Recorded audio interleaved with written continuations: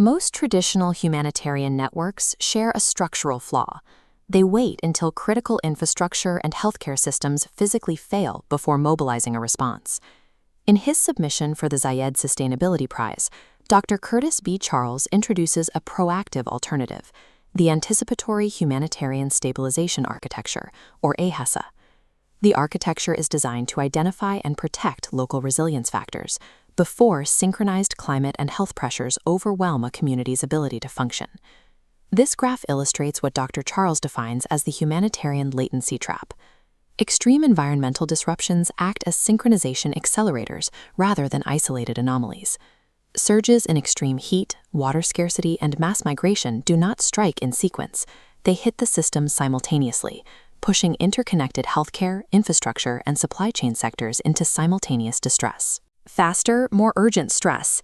This synchronized stress degrades a community's resilience capacity.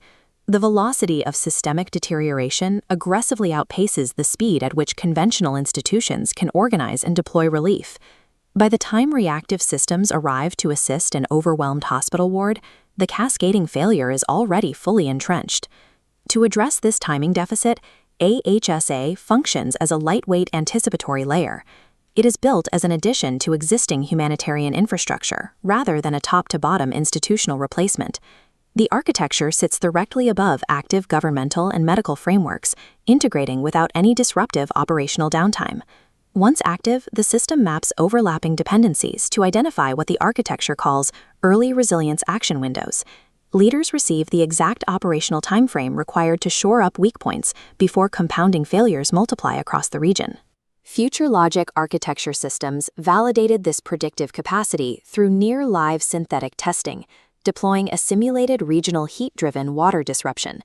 The system identified narrowing continuity pathways a full 72 hours before local emergency rooms hit projected saturation. The resulting data showed a 25% minimum reduction in decision latency and an 85% accuracy rate for threshold forecasting, while maintaining a false synchronization trigger rate below 5%. These results indicate that precise intervention timing can be more operationally decisive for community survivability than the sheer scale of a delayed post-crisis response. Implementation priorities focus on the most exposed geographies, small island developing states, and historically underserved coastal communities. In these environments, compounding climate and health pressures have already stretched local resource capacity to its breaking point. In an era of synchronized climate health instability, protecting human resilience means acting while intervention pathways remain open and recovery is still achievable.